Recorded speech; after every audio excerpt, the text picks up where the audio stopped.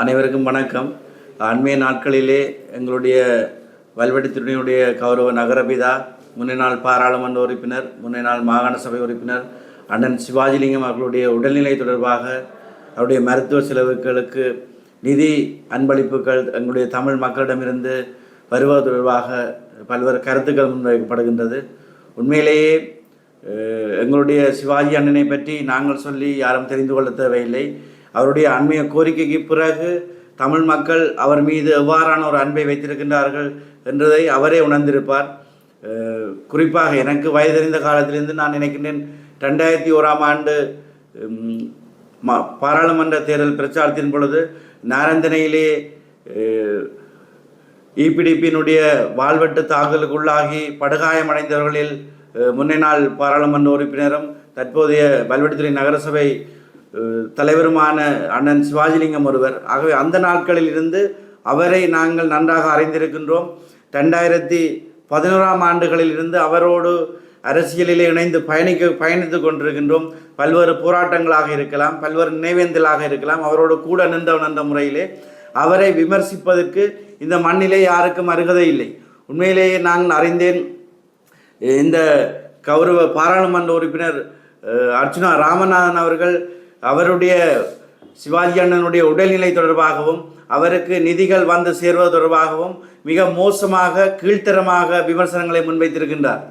நான் ஒன்றை சொல்லிக்கொள்ள வருகின்றேன், சிவாஜிலிங்கம் அவர்களை பற்றி அவரை விமர்சிப்பதற்கு இவருக்கு எந்த அருகதையும் இல்லை. அர்ச்சுனா ராமநாதன் அவருடைய பணிகள் தொடர்பாகவோ அல்லது அவருடைய அரசியல் சேவைகள் தொடர்பாகவோ ஒரு துளி கூட இந்த மண்ணுக்கோ இந்த மக்களுக்கு செய்யாதவர். ஆகவே அப்படியான ஒருவர் எங்களுடைய அண்ணனை விமர்சிப்பதற்கு எந்த தகுதியும் இல்லை. ஆகவே நாங்கள் அவரை பகிரங்கமாக எச்சரிக்கை விடுகின்றோம். தமிழ் தேசிய பரப்பிலே அவர்தான் இந்த புலம்பெயர் மக்களையும் இந்த தமிழ் மக்களையும் ஏமாற்றி அரசியலுக்கு வந்து புலம்பெயர் மக்களிடமிருந்து நிதிகளை, கோடிக்கணக்காக நிதிகளை பெற்று சொகுசு வாழ்க்கையை வாழ்ந்து கொண்டிருக்கக்கூடிய ஒருவர். அவர் தன்னை போல் மற்றவர்களையும் சிந்திக்கின்றார். இப்படியாக பணம் பெற அவருக்கு தெரியும், புலம்பெயர் நாடுகளிலிருந்தே எவ்வளவு தொகையான பணங்களை அந்த மக்களும் அந்த பெண்களும் அள்ளி வழங்குகின்றார் என்று அவருக்கு தெரியும். ஆகவே அதை போலத்தான் இப்படி சிவாஜி அண்ணனுக்கு நிதியை அன்பளிப்பு வழங்கினால் தனக்கு நிதி சேராது என்ற ஒரு ஆதங்கத்திலே, தனக்கு நிதி வந்து சேர்ந்து விடாது என்ற ஒரு ஆதங்கத்திலே இவ்வாறான ஒரு வேலையை செய்து கொண்டிருக்கின்றார். ஆகவே இதை நாங்கள் அவருடைய விமர்சனத்தை அனுமதிக்க முடியாது. நாங்கள் ஆரம்பத்திலும் கூட சொல்லியிருந்தோம், அர்ச்சுனா ராமநாதன் அவர்களுக்கு அவர் வெளிநாடுகளிலே போய் எங்களுடைய மண்ணையும் எங்களுடைய இளைஞர்களையும் விற்ற பொழுது அவர்களுக்கு நாங்கள் தெளிவாக சொல்லியிருந்தோம், பகிரங்கமாக எங்களுடைய யாழ்ப்பாண இளைஞருடன் பகிரங்க விவாதத்துக்கு வருவதற்கு தயாராக என்ற கேள்வியை நாங்கள் கேட்டிருந்தோம். நாங்கள் திரும்பவும் அவரிடம் கேட்கின்றோம், உங்களுக்கு துணிவிருந்தால், அர்ச்சுனா ராமநாதன் அவர்களே உங்களுக்கு துணிவிருந்தால் தமிழ் தேசியம் தொடர்பாக, தமிழ் தேசிய போராட்டம் தொடர்பாக எங்களுடைய இளைஞர்களோடு பகிரங்க விவாதத்துக்கு வர்றதுக்கு நீங்கள் தயாரா? நீங்கள் சொல்லுகின்ற எந்த இடத்திலாவது நாங்கள் விவாதத்துக்கு வர்றது தயாராக இருக்கின்றோம்.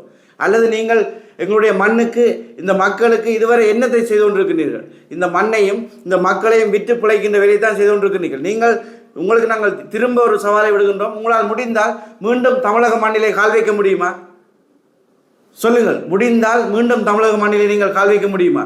இந்த மக்களை, தமிழீழத்தை, தமிழ் தேசிய போராட்டத்தை அந்த மண்ணிலே போய், தமிழகத்துக்கு போய் விட்டுட்டு வந்திருக்கிறார். இவரை பார்த்தால் எங்களுடைய தமிழ் மக்களுடைய நிலை என்ன என்பதை வேடிக்கையாகவும் ஒரு கேலிக்காகவும் கேலிக்கூத்தாகவும் இருக்கும். ஆகவே இப்படி போன்றவர்களை இந்த மண்ணிலே நாங்கள் மீண்டும் அனுமதிப்பதற்கு தயாராக இல்லை. தெரிந்தோ தெரியாமலோ எங்களுடைய மக்கள், தென்மாட்சி மக்களும் இணைந்து அவரை பாராளுமன்றத்துக்கு அனுப்பிவிட்டார்கள். அந்த கனவை யோசித்து அவர் ருசித்து கொண்டு மீண்டும் ஒரு மாகாண சபை தேர்தல் வந்தால் அதிலும் தாம் இலகுவாக வென்று விடலாம் என்று சொல்லி பகல் கனவு கண்டு கொண்டிருக்கின்றார். நாங்கள் சொல்லுகின்றோம், முடிந்தால் நீங்கள் எங்களோடு பகிரங்க விவாதத்துக்கு வாருங்கள். அதற்கு பிறகு மாகாண சபை தேர்தலோ உள்ளூராட்சி தேர்தலோ இதிலேயும் நீங்கள் சந்திக்கிறதுக்கு தயாராக இருக்கலாம். ஆகவே இப்படியான ஒரு பாராளுமன்ற உறுப்பினர், எங்களுடைய உண்மையாக ஒரு பாராளுமன்ற உறுப்பினர்கள் எங்களுடைய தமிழ் தேசிய பரப்பிலே தந்தை செல்வா, அமிர்தலிங்கம் போன்ற ஒரு பாரம்பரியத்திலிருந்து வந்த படித்த சமூகமாக இருந்த பாராளுமன்ற உறுப்பினர்கள் வரிசையிலே இன்றைக்கு எங்களுடைய மண்ணையும் மக்களையும் கேவலப்படுத்துகின்ற ஒருவர் இந்த பாராளுமன்றத்தில் இருப்பது எங்களுக்கு வெட்கக்கேடாக இருக்கின்றது.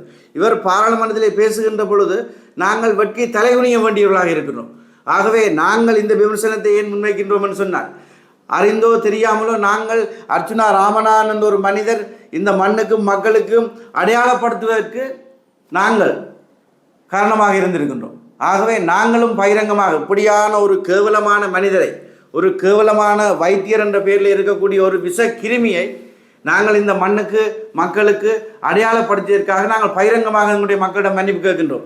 நாங்கள் எங்களுடைய போராட்டம் எந்த நேரத்திலும் எங்களுடைய மக்களுக்கு சரியான போராட்டங்களிலே நாங்கள் பங்களித்தோம்.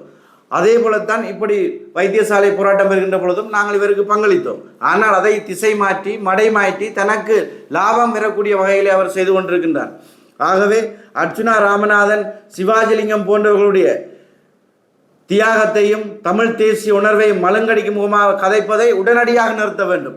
இனியொரு வீடியோ அவர் சிவாஜிலிங்கம் மன்னனை பற்றி தவறாக கதைத்தால் கதைப்பதற்கு நாங்கள் சொல்வதற்கொண்டும் இருக்காது. அப்படி மோசமான விளைவுகளை அவர் சந்திக்க வேண்டி வரும். நாங்கள் இதை பகிரங்கமாக எச்சரிக்கை விடுக்கின்றோம். நீங்கள் முடிந்தால் போய் போலீஸிலே எங்கே முறையிடுங்கள். தென்மாட்சி மண்ணிலே வந்து நின்று கொண்டு நீங்கள் சிவாஜிலிங்க மன்னனை பற்றி கதைப்பீர்களாக இருந்தால் நடப்பது வேறாக இருக்கும். ஆகவே நாங்கள் பகிரங்கமாக இந்த எச்சரிக்கையை விடுகின்றோம்.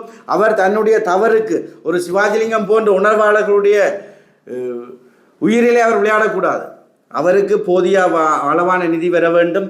அவர் எதிர்பார்த்ததை விட அதிகளவான நிதி அவருக்கு கிடைக்க வேண்டும். எங்களுடைய தமிழ் மக்கள் அவருக்கு இந்த மருத்துவ செலவுக்கு மட்டுமல்ல, அவருடைய இனிய மருத்துவ செலவு முடிந்த அவருடைய பராமரிப்புக்கு அல்லது அவருடைய இனி வாழ்க்கை செலவுக்கு எங்களுடைய மக்கள்லாம் பாதுகாக்க வேண்டும். அவரை ஒரு போராட்டங்களை வளர்த்துவிட்ட மக்கள் அப்படி ஒரு போராட்டத்தோடு அந்த தமிழ் தேசியோட உணர்வோடு இருப்பவரை, எங்களுடைய தமிழ் தேசிய தலைவருடைய தாயை பாதுகாத்தவரை நாங்கள் பாதுகாக்க வேண்டிய பொறுப்பு எங்களுக்கு இருக்கின்றது. ஆகவே பொதுமக்கள், எங்களுடைய தமிழ் தேசிய பரப்பில் உள்ள அனைவரும் ஒன்றிணைந்து சிவாஜிலிங்க மன்னனுடைய மருத்துவ செலவுக்கு மட்டுமல்லாமல் அவருடைய வாழ்க்கைக்கும் நாங்கள் இறுதி வரை நாங்கள் உறுதுணையாக இருக்க வேண்டும் என்று கேட்டுக்கொண்டு விடைபெறுகின்றேன். நன்றி.